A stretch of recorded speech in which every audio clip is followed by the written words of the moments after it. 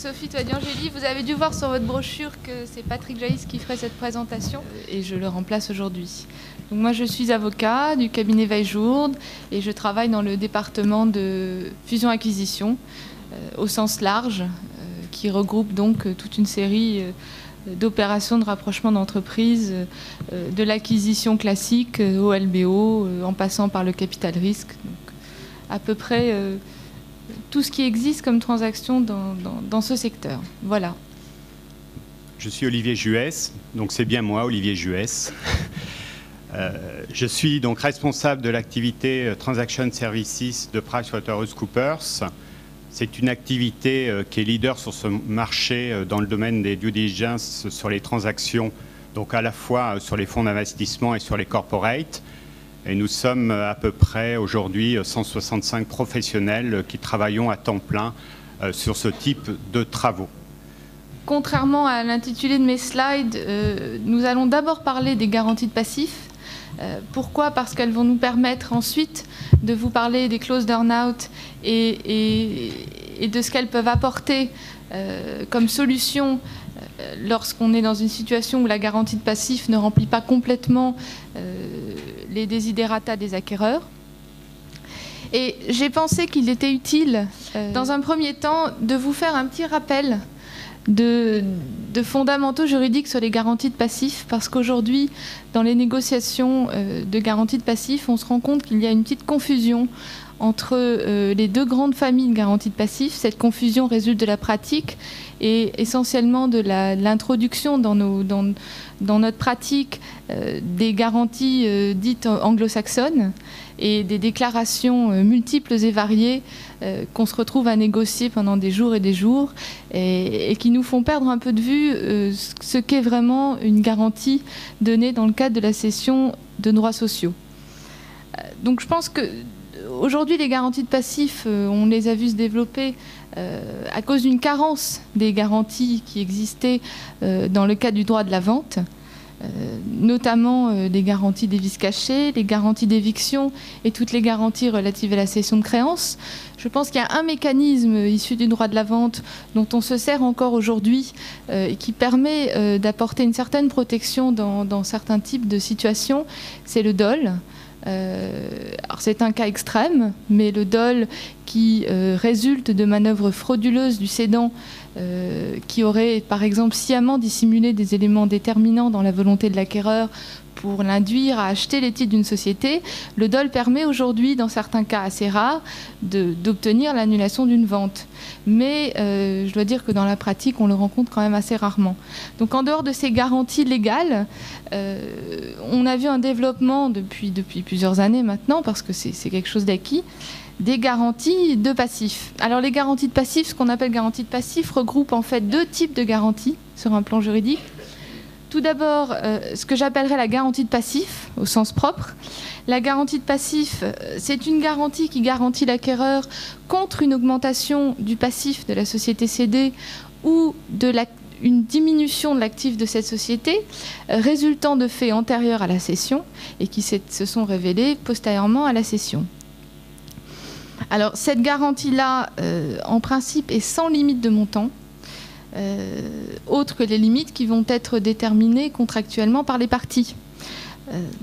Pourquoi ? Parce que la somme perçue dans le cadre de la mise en œuvre de cette garantie, c'est une indemnisation et donc en tant que telle, elle n'est pas plafonnée. Elle doit correspondre au préjudice subi par l'acquéreur et donc à ce delta entre les actifs, l'augmentation des passifs et la diminution des actifs de la société. À côté de ça, vous avez ce que j'appelle la garantie de valeur. La garantie de valeur, c'est ce qui se manifeste aujourd'hui dans les conventions qu'on a l'habitude de voir par les déclarations qui sont faites dans ces contrats.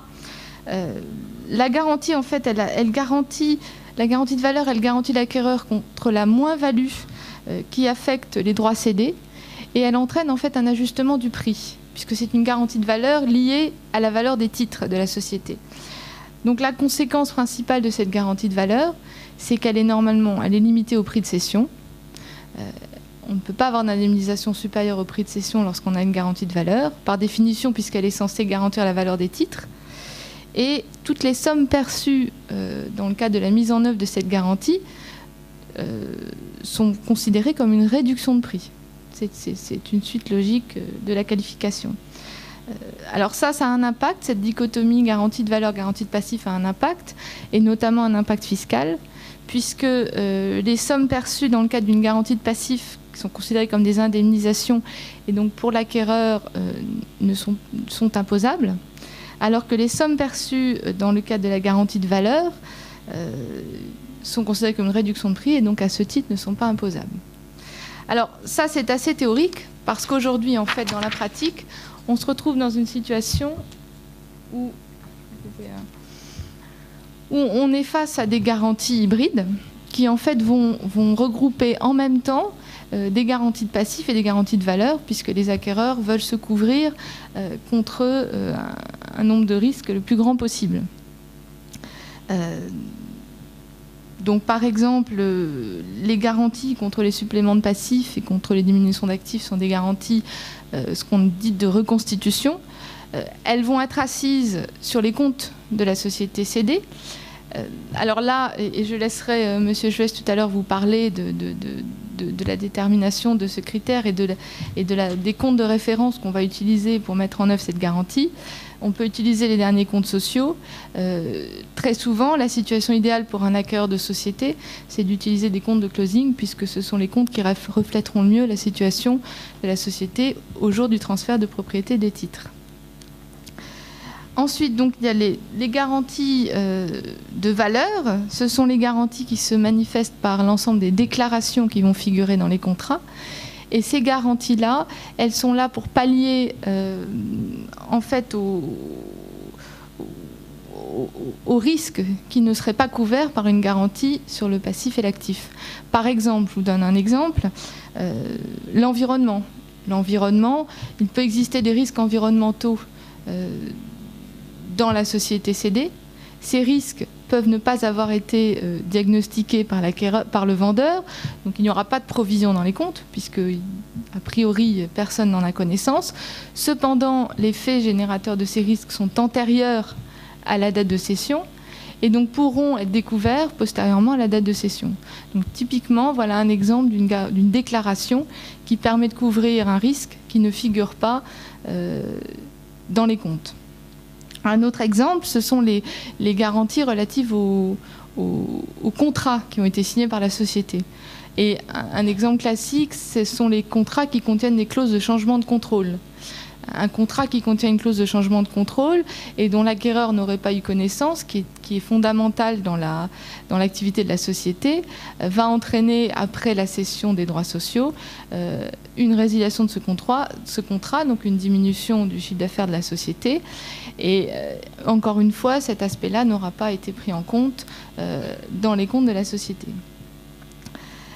Donc, cette garantie-là, elle nécessite de prouver l'existence d'un préjudice, bien évidemment, puisque le simple fait que la déclaration qui a été faite soit erronée ne suffit pas à entraîner mise en œuvre de la garantie. Il faut bien évidemment que l'acquéreur prouve qu'il a subi un préjudice du fait de cette déclaration erronée. Et aujourd'hui, dans la pratique, on a aperçu une des limites à ces déclarations, qui est constituée par les annexes exonératoires. Donc en fait aujourd'hui, dans la plupart des opérations, on a un processus de data room classique pendant lequel on va donner à l'acquéreur une quantité d'informations phénoménale et on va utiliser, en tout cas, on est très souvent face à ce genre de situation où le cédant essaye d'utiliser l'intégralité des documents fournis dans la data room pour les transformer en annexes exonératoires et donc les soustraire du champ de la garantie. Donc voilà, ça m'amène un peu à vous parler, et c'est le thème qu'on abordera tout à l'heure, des limites de la garantie de passif.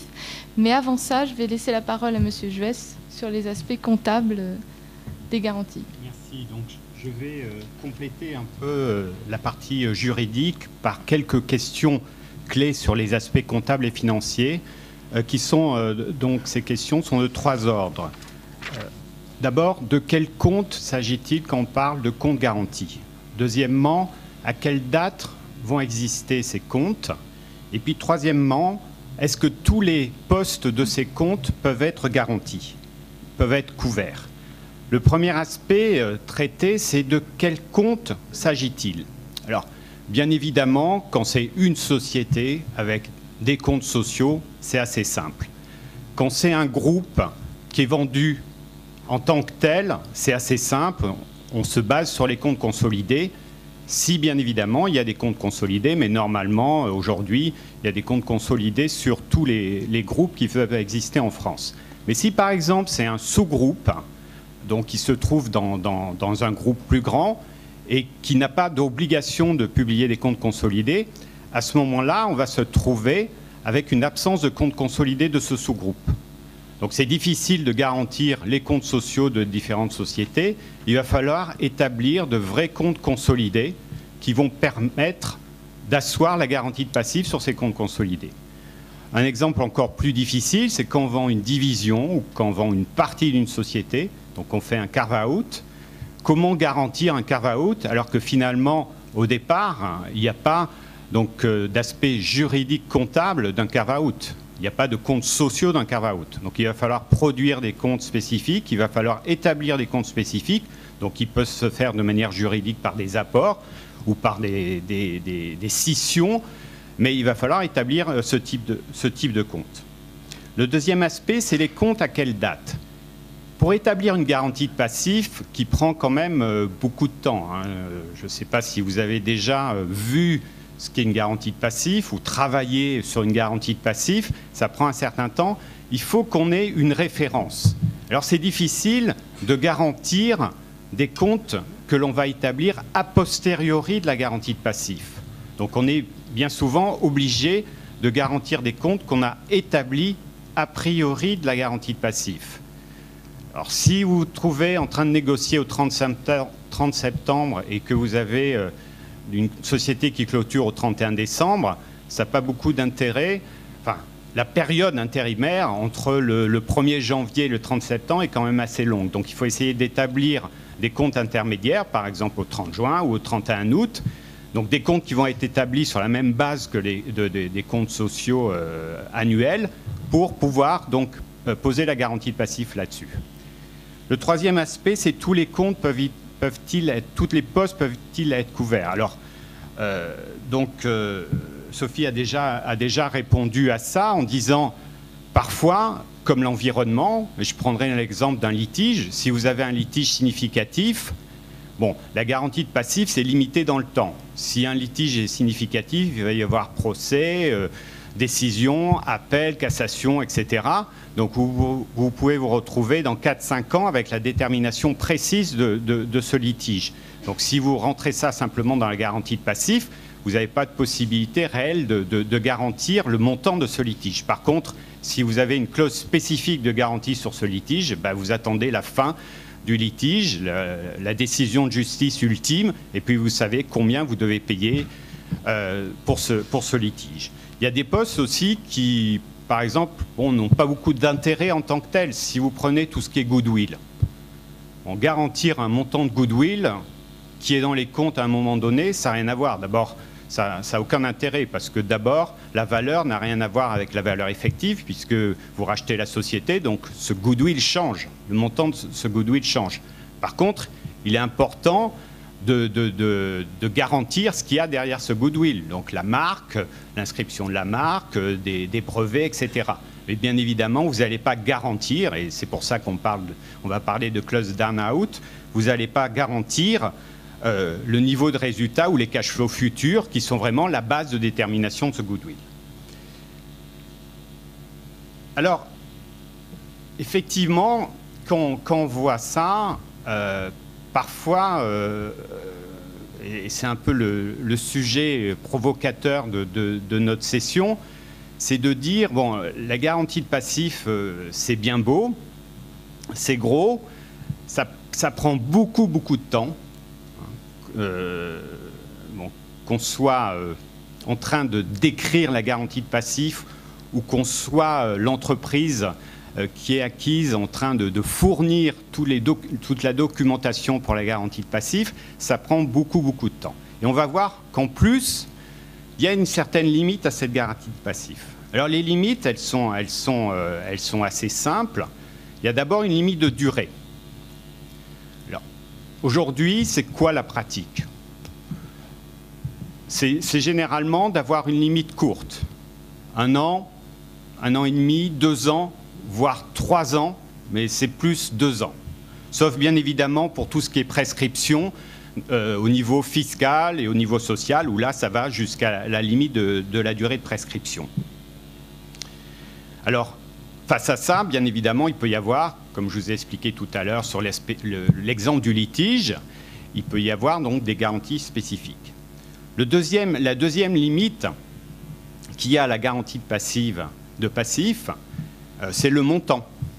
Bon, une garantie de passif, dans les faits, c'est jamais illimité. C'est rarement 100% du prix. Parfois, il n'y a même pas de garantie de passif.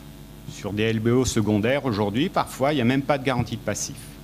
Alors, classiquement, je dirais que ça tourne entre 20 et 40% du prix, voire 50% du prix. Bon, bien évidemment, tout ça est question de négociation. Bien évidemment, tout ça est question de la valeur du deal. Puisque la valeur absolue quand même d'une garantie de passif est quand même quelque chose d'important. Et puis, derrière la valeur de la garantie de passif, il y a aussi la garantie de la garantie, qu'il ne faut pas oublier. Le problème aussi de la garantie de passif, et ça, bon, c'est naturel parce que c'est statique à un moment donné, ça ne couvre pas le niveau de résultat et de cash flow futur. Donc ça ne couvre pas en fait les éléments clés de la détermination du prix. Et puis dernier point, bon, ça couvre des points spécifiques, comme on l'a vu, hein, des problèmes de propriété, de droit de propriété, des problèmes fiscaux, des litiges, des problèmes spécifiques sur les comptes clients, etc. Mais ça ne couvre pas le risque que je vais appeler du day-to-day business. Oui, moi je voulais apporter quelques précisions juridiques. Monsieur Juès a dit effectivement la durée, c'est vrai qu'au-delà de 2 ans, ça devient de plus en plus rare. En général, on vise 2 exercices sociaux complets pour pouvoir avoir 2 jeux de compte approuvés avant que la garantie expire. Et également, en ce qui concerne les limites dans les montants, dans les seuils, dans les plafonds, aujourd'hui, on arrive à un niveau de sophistication dans les négociations qui fait qu'on peut se retrouver dans une situation où on a une garantie de passif. Et là, je dis quand on est acquéreur, hein, on a une garantie de passif qui va prévoir à la fois un seuil individuel. Donc en fait, toute demande, toute réclamation inférieure à un montant de X ne pourra voir le jour. Deuxièmement, un seuil combiné, c'est-à-dire que non seulement il va falloir avoir un montant minimum pour faire une demande de mise en œuvre de la garantie, mais en plus, lorsqu'on sera arrivé à ce montant minimum, il faudra un montant cumulé de l'ensemble des demandes qui atteignent un autre seuil. Donc là, on a un degré supérieur dans la complexité. Et puis alors, on peut aller encore plus loin dans la complexité, puisqu'on peut également voir des garanties où on a une franchise. Donc c'est non seulement quand on a atteint ces deux seuils, ce seuil individuel et ce seuil combiné, le montant garanti n'est un montant qui ne commence qu'à partir du 1er euro au-delà de ces seuils. Donc en fait, le montant du préjudice inférieur au seuil, c'est pour l'acquéreur. C'est une franchise, hein, comme en matière d'assurance. Je peux juste rajouter un mot là-dessus. Bon, il vaut mieux qu'il y ait des seuils et des franchises parce que, comme finalement, souvent, ça ne sert à rien de se battre sur des bouts d'euros. Hein. Donc, que ce soit en termes de garantie et de passif ou en termes d'ajustement de prix, on aime bien, plutôt que de passer des heures et des heures, qu'il y ait une limite qui peut être, je sais pas, 10 000 euros individuellement, 100 000 euros globalement. Mais ça, pour les praticiens, c'est quand même bien. C'est vrai, mais ça évite de passer des nuits inutiles. Non, mais tout dépend des montants négociés. Effectivement, ouais. Il est vrai que dans certains types d'opérations, il est ridicule de mettre en œuvre une garantie pour des montants faibles. Mais notamment lorsqu'on a des franchises, la franchise est quand même un concept qui est, surtout quand on a des seuils cumulés, qui est souvent pour un acquéreur difficile à accepter, parce que c'est une perte sèche. Hein. Donc je suis d'accord sur les seuils, mais je trouve que les franchises, c'est quelque chose qui est difficilement acceptable. D'autre part, je voulais vous parler également des limites qu'il y a en matière de mise en œuvre de garantie de passif, puisqu'aujourd'hui on a toujours des débats interminables sur la procédure de mise en œuvre de la garantie, et notamment sur les délais de mise en œuvre, puisque, et là je me placerai plutôt du côté garant. Très souvent, lorsqu'on est garant, on veut être sûr que le nouvel acquéreur, donc le propriétaire des titres, va notifier au garant les faits générateurs de la garantie le plus rapidement possible, afin justement de limiter l'étendue du préjudice. Et donc, on peut se retrouver dans des situations où on a un délai au-delà duquel on va considérer que la notification, enfin la mise en œuvre de la garantie ne pourra plus avoir lieu. Et là, c'est vrai que pour l'acquéreur, ça peut être un obstacle considérable à mettre en œuvre sa garantie. Notamment, ça pose des problèmes de preuve interminables pour déterminer à partir de quand l'acquéreur a bien eu connaissance du fait générateur. Et donc, en termes de mise en œuvre, on peut partir dans des procédures interminables. Enfin, et c'est ça qui va nous amener, je pense, à l'intérêt des clauses d'earn-out. On a parlé, M. Juès a parlé tout à l'heure de la garantie, parce qu'aujourd'hui, de plus en plus souvent, on se retrouve dans une situation où l'acquéreur veut des garanties supplémentaires sur la solvabilité du cédant et va demander à mettre en place des garanties qui vont l'assurer qu'il sera bien payé le jour où il mettra en œuvre les garanties de passif. Alors ces garanties, ça peut être un cautionnement, tout simplement. Ça peut être une garantie à première demande, ce qui est quand même la rôle de la garantie lorsqu'on est acquéreur, puisqu'on peut mettre en œuvre cette garantie dès qu'on a besoin d'être indemnisé au titre du contrat principal. Et également une garantie qui n'est pas vraiment une garantie au sens propre, mais qui est extrêmement utile, c'est le séquestre du prix de vente, d'une partie du prix de vente, bien évidemment, pas de l'intégralité, pendant une période qui peut être inférieure à la durée totale de la garantie ou qui peut correspondre à la durée de la garantie. Et je vous parlerai tout à l'heure du séquestre, puisque je vous parlerai d'un cas pratique et d'un dossier récent dans lequel on a utilisé le séquestre dans le cadre d'un earn-out pour pouvoir mettre en œuvre la garantie de passif. Donc Olivier Juès, les clauses d'earn-out, une vraie solution?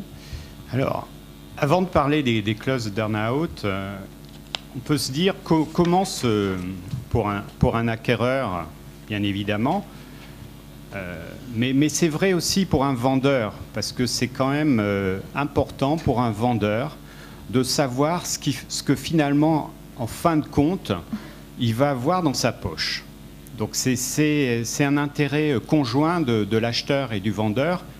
Est-ce que, puisque la garantie de passif présente des limites, est-ce qu'il n'y a pas d'autres possibilités pour garantir de manière plus précise le prix?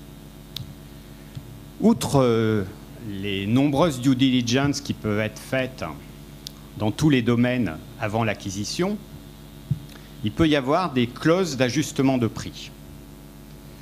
Alors, ces clauses d'ajustement de prix, dont l'earn-out fait partie, qu'est-ce qu'il y a aujourd'hui comme clause d'ajustement de prix sur le marché de manière brève? Les capitaux propres, donc une situation nette à un moment donné, un bilan à un moment donné, ça a disparu. Bon, c'était très fréquent il y a quelques années. Mais finalement, on est passé d'une notion comptable, puisque ça c'est assez comptable, à une notion plus financière. Et puis parce que, effectivement, dans les capitaux propres, il y a des éléments qui n'ont aucun intérêt d'être validés, comme le goodwill, par exemple. Comme les immobilisations corporelles, c'est très difficile de savoir réellement quelle est la valeur comptable d'une immobilisation corporelle. Donc on a oublié la notion totale de capitaux propres et finalement, on s'est concentré au niveau bilanciel sur des notions plus précises, mais qui couvrent finalement très bien la valeur, qui sont les notions de dette nette avec la notion également de BFR normatif. Bon, la dette nette, juste un mot pour vous dire que ce n'est pas simplement dans les négociations, et il faut faire attention à ça quand on vend sa société, surtout face à des fonds. La dette nette, ce n'est pas simplement la dette nette comptable. Hein, ce que vous avez à gauche, oui, sinon c'est à droite, ça dépend comment on regarde un bilan, mais enfin, jusqu'à présent, c'est à droite. Bon, parce que cette dette nette comptable, bon, elle intègre les éléments bancaires, elle intègre des éléments de compte courant, elle intègre la participation des salariés, par exemple, mais elle ne va pas intégrer les éléments hors bilan, comme tout ce qui est DAI, comme tout ce qui est effet escompté non échu, comme tout ce qui est crédit buy, factoring, etc. Et ça, dans une dette nette économique, ça doit être pris en compte. Et pire que ça, il y a d'autres éléments, par exemple le coût de refinancement, ou bien des cautions sur marché, ou des provisions pour restructuration, qui peuvent être prises en compte, en plus, dans la dette nette. Donc, notion de dette nette, notion de BFR normatif, très utilisée aujourd'hui. Notion d'EBITDA ou d'EBIT de l'année en cours, parfois, mais ça pose des problèmes importants, parce que finalement, quand on valorise la société, on veut valoriser la société sur un multiple d'EBIT, il y a des difficultés parce qu'on n'est pas parti avec une borne de départ bien cadrée. Donc c'est quelque chose qui existe, mais qui existe moins souvent que la dette nette avec BFR. Et puis, donc troisième élément, donc on va maintenant aborder de manière détaillée, donc c'est ce qu'on appelle l'earn-out, donc c'est-à-dire quelque chose sur la rentabilité future pour se couvrir finalement sur un risque qui est le seul risque d'une entreprise, c'est comment le business va évoluer, comment le marché de la société va évoluer. Donc est-ce qu'on peut couvrir ça en partageant le revenu des années futures, en se cadrant sur le revenu des années futures, et c'est là donc le sujet qu'on va aborder,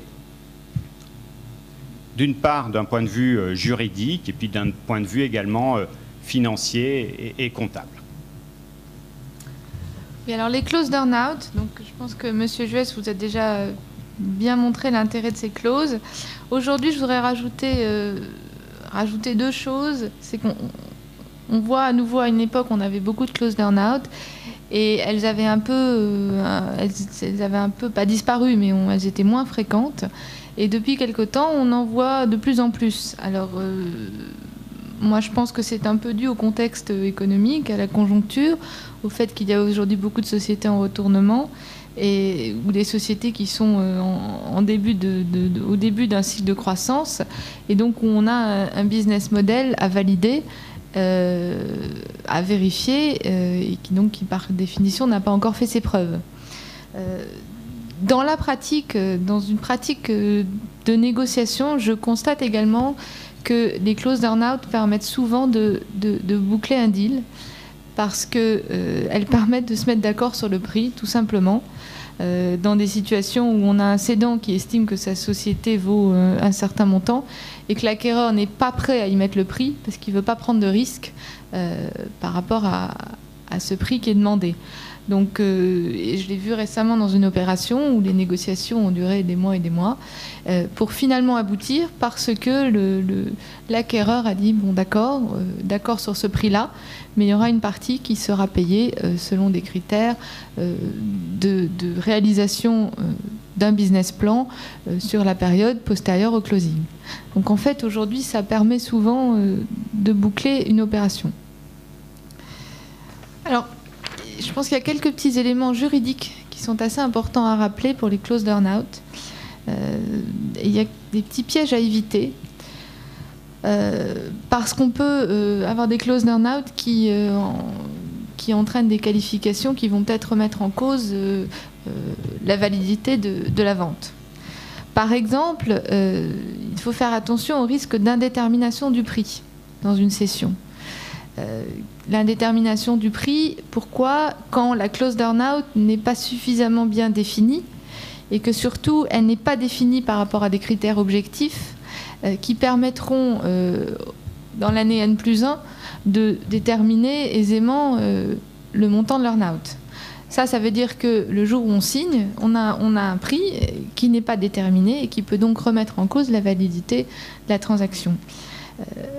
Un moyen de l'éviter, donc je vous l'ai dit, c'est de prévoir une définition extrêmement précise de la clause en mettant le plus d'exemples possible en annexe et notamment en utilisant des exemples à partir des comptes de l'année précédente ou des comptes de closing, puisque ça c'est assez facile de prendre une référence sur laquelle les parties sont d'accord et à partir de cette référence de faire des modèles de calcul, des exemples de calcul qu'on va annexer au contrat pour que le jour où on sera obligé de calculer la clause, il n'y ait plus de débat. Je peux peut-être ajouter là un point au niveau de ces aspects-là. C'est vrai que c'est important de définir la clause d'earn-out. Alors, il y a deux éléments, outre les éléments indiqués par Sophie, il y a deux éléments. Premier élément, c'est une définition précise des principes comptables adoptés. Ça, c'est vrai aussi en garantie de passif, on n'en a pas parlé, mais quand on écrit une garantie de passif ou quand on écrit une clause earn-out, ce n'est pas simplement l'annexe et les principes comptables établis dans l'annexe au compte que l'on va mettre dans ces clauses-là. C'est vraiment quelque chose de beaucoup plus détaillé qui explique comment la société précisément, par exemple, établit sa provision pour dépréciation des stocks. Avec, comme disait Sophie, un certain nombre d'exemples. Donc ça, c'est le premier point clé, c'est la définition des principes comptables qui vont être utilisés. Ensuite, le deuxième point clé, c'est la définition précise du niveau de résultat. En général, c'est par rapport à un niveau de résultat qu'on détermine ça. C'est rarement, ça pourrait l'être, parce que quand même, comme on dit, le cash est la chose la importante. C'est rarement par rapport à un cash flow, mais c'est souvent par rapport à un EBIT, un EBITDA, parfois un résultat net. Il faut bien évidemment faire en sorte que la définition soit précise.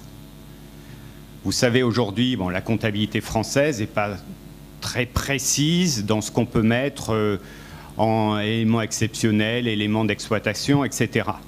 Alors on dit il y a les IFRS qui vont être mis en place et là ça va être super parce que les IFRS, il n'y a qu'une seule ligne, c'est le résultat net.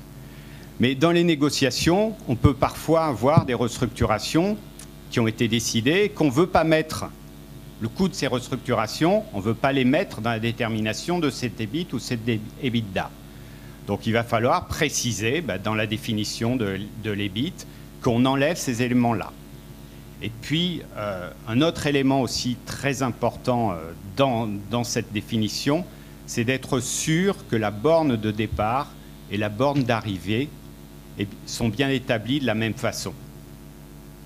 Parce que si on se trouve avec un certain nombre d'éléments du passé qui viennent polluer le résultat courant, bien évidemment, il va y avoir contestation. Donc, cadrer la borne de départ pour faire en sorte que tous les éléments soient prévus. Et donc cette définition, ça nécessite des exemples et ça nécessite beaucoup de temps pour arriver à une compréhension entre les deux parties. Et ça nécessite également, pour finir sur le risque juridique de prix indéterminé, de prévoir dans le contrat d'avoir recours à un expert, conformément aux dispositions de l'article 1592 du Code civil, qui, en cas de désaccord des parties sur le montant de l'earn-out, va permettre de trancher le différend et de déterminer le prix. Et ça, c'est extrêmement important, parce que lorsqu'on n'a pas prévu le recours à un expert, on augmente le risque d'indétermination du prix, quand en plus, on est face à une définition imprécise de l'earn-out. Mais si la définition est imprécise, l'expert arbitre aura du mal à le déterminer, c'est sûr. Il ne va pas faire grand-chose, à part souvent couper la poire en deux. Alors, il y a un autre risque juridique auquel il faut faire attention quand on négocie une clause d'earn-out, c'est ce qu'on appelle le risque de potestativité. Qu'est-ce que ça veut dire, la potestativité? Ça veut dire que tous les éléments de détermination de l'earn-out sont entre les mains de l'acquéreur, sont entre les mains d'une des parties à la transaction. Et ça, c'est assez intéressant. Il faut faire particulièrement attention lorsque, ce qui est moins courant, mais ce qui peut arriver, le dirigeant de la société, au moment où elle a été cédée, n'est plus dirigeant et que la société est donc entièrement gérée par l'acquéreur. Je vous dis ça parce que c'est vrai que très souvent, on utilise les clauses d'earn-out lorsque le cédant reste dirigeant de la société pendant une période intermédiaire. Et là, c'est évident qu'il va avoir un levier sur la gestion et qu'il va pouvoir s'assurer que la gestion continue à être en ligne avec ce qui a été fait dans le passé pour que le périmètre de la clause d'earn-out reste cohérent. Alors que lorsque c'est l'acquéreur qui reprend entièrement les rênes de la société, on peut dire qu'il a tout pouvoir et toute latitude de modifier plusieurs critères dans la gestion de la société qui vont venir impacter l'earn-out. Et alors là, on revient à l'importance de la définition de l'earn-out et surtout à l'importance du périmètre de la clause d'earn-out. Et il va falloir veiller, lorsqu'on rédige la clause d'earn-out, à y inclure toute une série d'éléments qui vont neutraliser, le jour où on la calcule, tous ces apports et tous ces rajouts que l'acquéreur aura instillés dans la société depuis qu'il l'a acheté. Je vous donne un exemple, par exemple tout ce qui est management fees. Lorsqu'on a une société qui est rachetée par un groupe de sociétés qui va donc être intégré dans ce groupe-là, il va y avoir des charges additionnelles qui vont venir se greffer sur cette société, qui va probablement devoir payer des frais de gestion à sa maison mère pour gestion administrative, comptable et pour gestion juridique. Et donc ces frais-là, il faudra veiller, lorsqu'on définit la clause d'earn-out, à les exclure de la définition, puisque ça sera des dépenses supplémentaires qui seront venues se rajouter à la société après sa cession. Le troisième risque juridique auquel il faut être particulièrement vigilant, ce sont les clauses léonines. Alors qu'est-ce que c'est qu'une clause léonine? C'est une clause qui a pour vocation d'exonérer totalement un associé ou un actionnaire du risque qu'il y a relatif aux pertes de la société. Donc en fait, on se retrouve dans des situations où le cédant pourrait être considéré comme, en ayant négocié une clause d'earn-out, s'exonérant totalement du risque de perte générée par la société. Alors ces clauses léonines, on peut les éviter en prévoyant qu'une partie de l'earn-out sera mise en œuvre par un mécanisme de promesse de vente et d'achat croisé. On peut également le prévoir en évitant ce qu'on appelle les prix planchers, parce que dans certains cas de figure, on va avoir un ajustement minimum que le vendeur est sûr de toucher, quels que soient les résultats de la société. Donc ça, il faut de préférence l'éviter pour éviter la qualification de clause léonine. Et également en limitant et en neutralisant une fois de plus, donc là je reviens à mon deuxième risque, l'incidence des clauses de la gestion de l'acquéreur et en faisant en sorte que une fois de plus, que les critères de détermination de cet earn-out soient les plus objectifs possibles pour éviter tout litige postérieurement. Donc un élément important également, c'est que lorsqu'on négocie lorsqu'on négocie un earn-out, mais ça, M. Juès vous l'a déjà dit, il faut s'assurer qu'on le calcule sur la base de comptes qui sont établis à périmètre constant. Deuxièmement, et ça je vous l'ai également dit, le mode de gestion. Oui, qu'est-ce que ça veut dire? Ça veut dire que si, par exemple, il y a une acquisition complémentaire, donc ce cas-là doit être prévu dans l'earn-out. Si on fait une acquisition dans la période d'earn-out, est-ce qu'on va en tenir compte ou pas? Normalement, il vaut mieux ne pas en tenir compte et donc simplement calculer l'earn-out sur la croissance organique de la société. Donc vous voyez la difficulté qu'il peut y avoir. Donc c'est pour ça, comme vous précisez plus loin, qu'il vaut mieux que l'earn-out soit fait sur une durée assez courte qui ne permette pas la modification profonde de la structure du groupe ou de la société qui est achetée. Et d'autre part, ce que je voulais rajouter également, c'est que et c'est très important lorsque le cédant ne reste pas dirigeant de la société qui est cédée, il faut prévoir que pendant la période d'earn-out, il y aura un reporting régulier et précis de l'activité de la société, de l'acquéreur au cédant, afin que celui-ci puisse, entre guillemets, contrôler la gestion et que le jour où on calcule l'earn-out, on n'ait pas un débat qui s'éternise sur ce qu'aura fait l'acquéreur pendant cette période qui va de la date de cession au calcul de l'earn-out. D'autre part, moi je pense que pour qu'on ait un earn-out efficace et pour qu'il soit facile à mettre en œuvre, il faut essayer le plus possible de limiter dans le temps la clause d'earn-out. Alors c'est vrai que dans un sens, ça dessert un peu l'objectif de l'earn-out qui est de s'assurer qu'on va avoir un peu une garantie sur le business model et sur la gestion. Mais lorsqu'on a une clause d'earn-out qui est sur une période très très longue, on se rend compte qu'on augmente tous les risques de modification du périmètre, de modification de la gestion de l'acquéreur, et que le jour où on calcule l'earn-out, on se retrouve dans une situation où on aura des difficultés énormes à calculer le prix. Et il est évident qu'il est impossible de prévoir le jour où on signe un contrat toutes les hypothèses de modification du périmètre lorsqu'on calcule l'earn-out 3 ou 4 ans après. Je crois, Sophie, que vous aviez un cas que vous aviez traité assez récemment, justement, oui, avec un mélange. Alors j'avais un cas intéressant, voilà, justement parce que c'est un cas où on a vu une combinaison de la garantie de passif et de l'earn-out. Pourquoi ? Parce qu'en fait, c'est une société la société A a racheté la société B avec une clause d'earn-out qui prévoyait en fait que la société cédée devait réaliser à une échéance d'1 an un EBITDA qui devait correspondre au budget qui avait été communiqué à l'acquéreur au moment où il avait signé le contrat. Donc en gros, la société devait remplir les objectifs d'EBITDA qu'elle avait donné à l'acquéreur à l'issue d'une période d'1 an suivant la cession. Et ce qui a été fait dans cette opération, c'est que, et alors donc opération entre parenthèses extrêmement favorable à l'acquéreur, puisque une partie du prix qui correspondait à l'earn-out était déterminé à l'avance, puisqu'on l'avait fixé au moment de la cession. Cet earn-out-là avait été séquestré sur un compte, et il avait été prévu que la garantie pouvait être mise en œuvre en appelant les sommes réclamées sur ce montant en séquestre.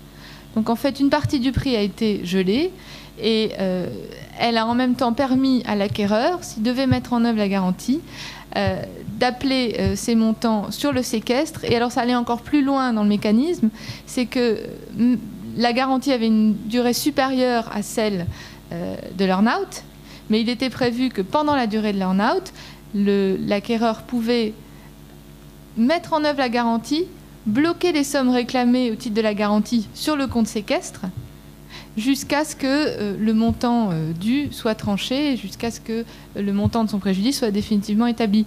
Donc ça veut dire qu'en fait, même après la mise en œuvre de la clause d'earn-out, et même après que le paiement de l'earn-out soit fait, l'acquéreur conservait sur ce compte séquestre les sommes nécessaires à son indemnisation.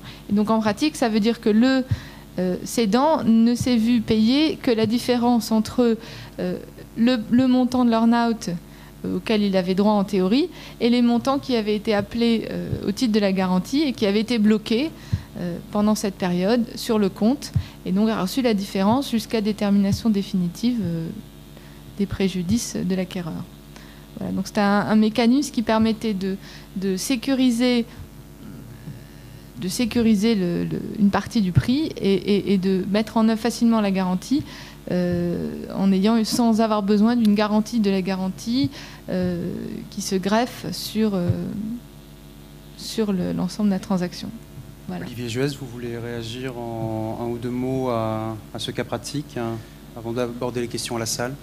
L'earn-out, en fait, ça se voit très rarement, enfin rarement quand même, parce que c'est difficile d'application. Donc dans ce cas, c'était une application plus facile parce que d'abord c'était sur une durée limitée et puis parce qu'il y avait ces mécanismes juridiques qui avaient été prévus. Donc l'earn-out, c'est vraiment à manier avec beaucoup de pincettes. Quand vous définissez ça, il faut vraiment passer beaucoup de temps, voir tous les aspects possibles et imaginables pour que ça puisse marcher. Parce qu'après, bon, vous pouvez parler d'arbitre, etc., mais finalement on s'en sort jamais. Et puis dès qu'on rentre dans une procédure juridique de ce type-là, ça dure des années et des années. Donc finalement, personne ne voit le bénéfice de l'earn-out. Y a-t-il quelques questions dans la salle? Dans la pratique, j'aimerais savoir sur le nombre de transactions auxquelles vous avez assisté pour lesquelles il y avait des earn-out, quelle proportion a par la suite donné lieu à des contestations sur l'earn-out? C'est difficile à dire. Moi, j'en ai pas vu tant que ça parce qu'en fait, nos clauses d'earn-out, je crois, étaient bien définies. Étaient bien définies, voilà, on va dire ça. Mais c'était pas un travail de juriste, hein, je précise.